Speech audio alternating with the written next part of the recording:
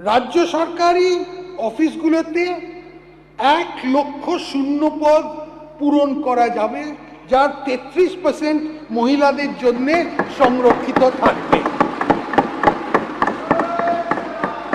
বিকাশের পথে সম অংশীদার হিসেবে নারীর ক্ষমতায়নের ওপর বিশেষ জোর দেওয়া হয়েছে এই বাজেটে। নারীর ক্ষমতায়ন ও আর্থিক ক্ষেত্রে তাদের অধিক অংশগ্রহণ নিশ্চিত করতে অন্নপূর্ণা যোজনা চালু হয়েছে। এই স্কিমে পশ্চিমবঙ্গে বসবাসকারী 25 থেকে 60 বছর বয়সী যোগ্য মহিলাদের জন্য মাসে 3000 করে আর্থিক সহায়তা দেয়া সুনিশ্চিত করা হচ্ছে।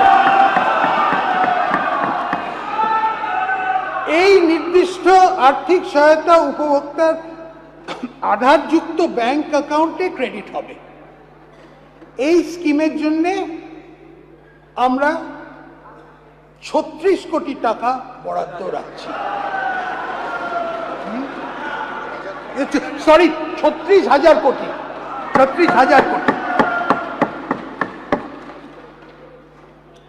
উচ্চশিক্ষায় ছাত্রীদের ড্রপ আউটের হার কমাতে সরকারি ও সরকারি পোষিত মানে গভর্নমেন্ট আর গভর্নমেন্ট এডেড কলেজের অবিবাহিত ছাত্রীদের এককালীন 50,000 টাকা সহায়তা দেওয়া হবে।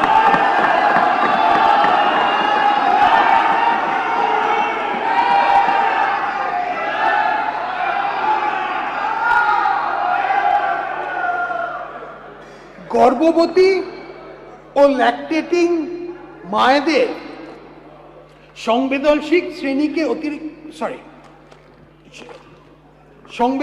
শ্রেণীকে অতিরিক্ত আর্থিক সহায়তা দিতে আমি প্রধানমন্ত্রী মাতৃবন্দনা যোজনার আর্থিক সাহায্য সহ মোট 21,000 টাকার আর্থিক সহায়তা ঘোষণা করছি। এছাড়াও গর্ভবতী মায়েরা 6টি পুষ্টি কিট পাবেন। রাজ্য সরকার এই রাজ্যের মহিলা যাত্রীদের জন্য একটি ভাড়া মকুমের স্কিম এনেছে।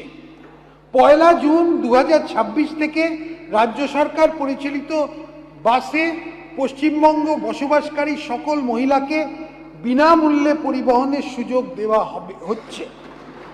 এই জন্যে আমরা 550 কোটি টাকা বরাদ্দ করছি। এই উদ্দেশ্যেই শীঘ্রই একটা পিঙ্ক কার্ড চালু করা হবে। আমরা প্রতিটি মহকুমাতে অন্তত একটি করে মহিলা থানা ও প্রতি থানায় নারী সহায়তা ডেস্ক স্থাপন করব। শহরের ব্যস্ত এলাকা ও সর্বসাধারণের ব্যবহারের স্থানে টহল দেওয়ার জন্য মহিলা পুলিশ অফিসারদের দিয়ে দুর্গা সুরক্ষা স্কোয়াড গঠন করা হবে। উপরন্তু রাজ্য রিজার্ভ পুলিশ ফোর্সে মাতঙ্গিনী হাজরা ও রানী শিরোমণির নামে 2টি সম্পূর্ণ মহিলা ব্যাটালিয়ন স্থাপন করা হবে। অঙ্গনওয়াড়ি কর্মীদের এবং অঙ্গনওয়াড়ি সহায়িকাদের 6 বছরের নিচে শিশু, গর্ভবতী ও স্তন্যদায়ী মাদের পুষ্টির মাত্রা বাড়াতে প্রচুর অবদান রেখেছেন।